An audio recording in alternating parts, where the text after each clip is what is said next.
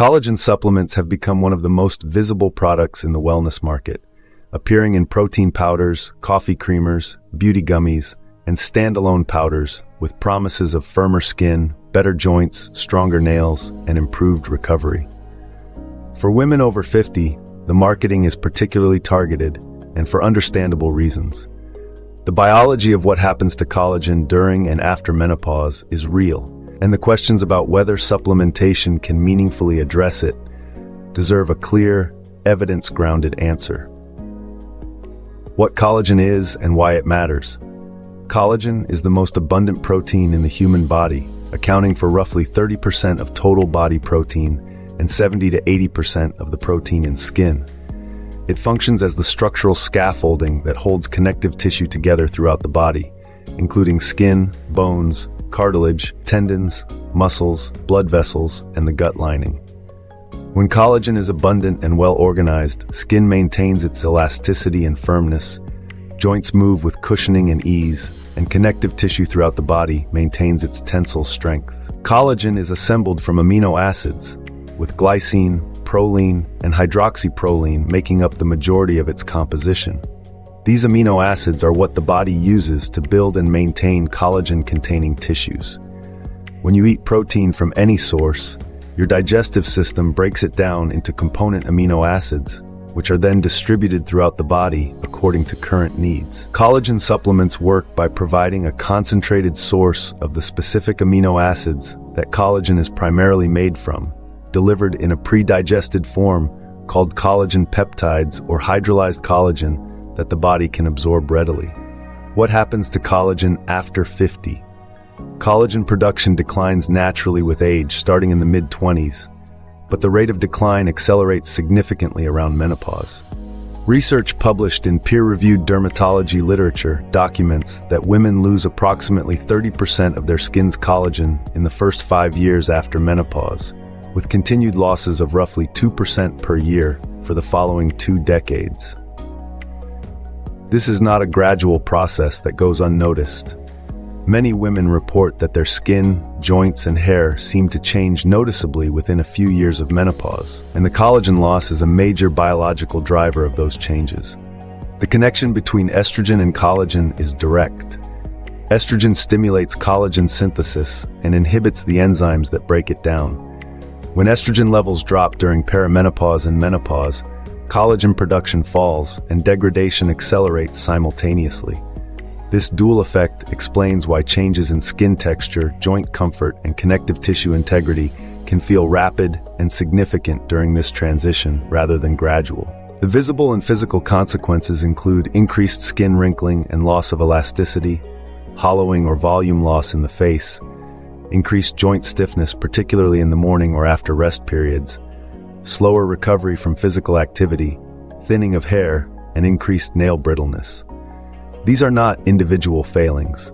They are predictable biological outcomes of hormonal change, and understanding that distinction matters for approaching them productively rather than with frustration. What supplementation can realistically offer?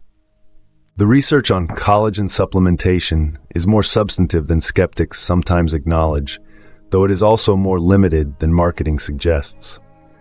Studies on collagen peptide supplementation have found evidence supporting improvements in skin elasticity and hydration, with some clinical trials showing reductions in fine line appearance over periods of several months. Research on joint health shows that collagen supplementation can support cartilage structure and reduce self-reported joint discomfort, with effects that appear most meaningful in people with existing osteoarthritis or high joint stress from physical activity. For nails and hair, the evidence is more preliminary, but points in a positive direction for both strength and reduced breakage. What the research does not support is the idea that collagen supplementation reverses the aging process, replaces lost collagen wholesale, or delivers results independently of lifestyle factors. The benefits are supportive rather than transformative, and they work best within a broader context of adequate nutrition, sufficient total protein intake, and physical activity that provides the stimulus for tissue adaptation. One important nuance is the role of vitamin C in collagen synthesis. The body cannot produce collagen without adequate vitamin C, which serves as a cofactor for the enzymes that assemble collagen's distinctive triple helix structure. Taking collagen peptides without sufficient vitamin C intake may limit how effectively the body can utilize the raw materials. Many people consuming a vegetable-rich diet have adequate vitamin C, but it is worth considering if you are evaluating whether supplementation is working as expected. The protein context. A relevant question is whether collagen supplements offer benefits that a generally high-protein diet does not already provide. The answer is nuanced.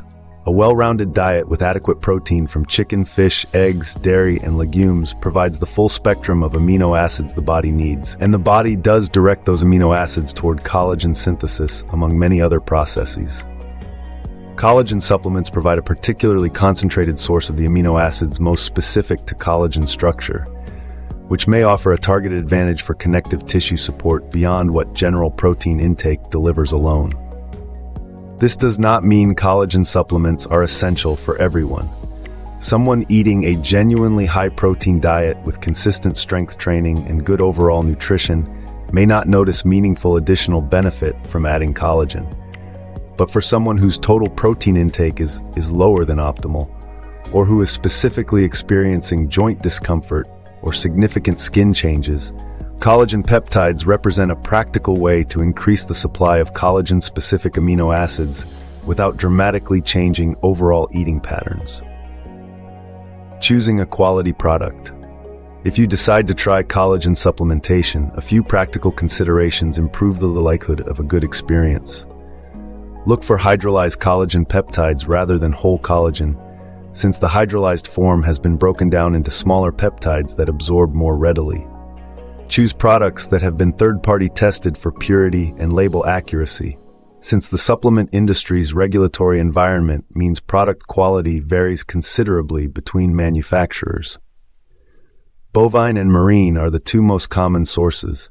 Both are effective, with marine collagen being slightly smaller in molecular weight, and some research suggesting marginally better absorption. Consistency matters more than timing or specific format.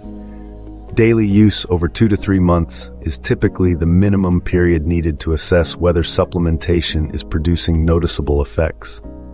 Collagen is not a supplement where acute responses are expected.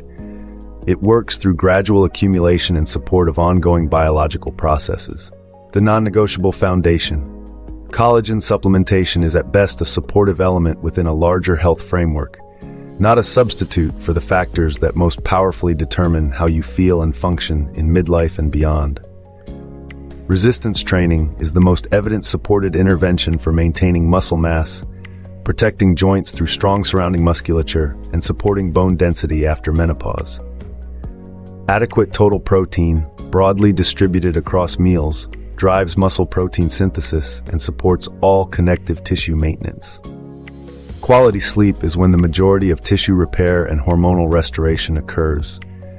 Managing chronic stress keeps cortisol from accelerating the tissue breakdown that low estrogen has already made more likely. Collagen fits most sensibly into a routine where these foundations are already being addressed. As an addition to that framework, particularly for postmenopausal women experiencing joint discomfort or notable skin changes, it represents a low-risk, relatively low-cost option with a reasonable evidence base. As a substitute for movement, protein, and recovery, it offers little meaningful